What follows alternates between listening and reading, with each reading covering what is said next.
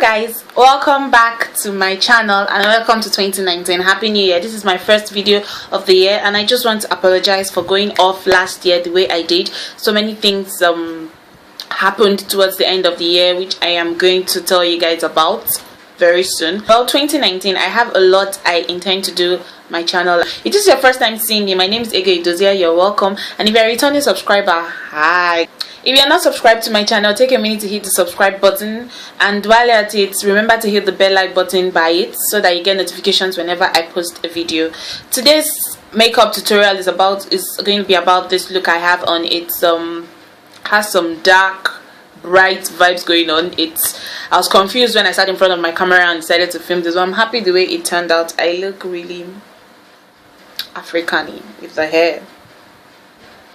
Tell me what you think about this in the comment section, and without further ado, I'm going to show you how I went from this to this.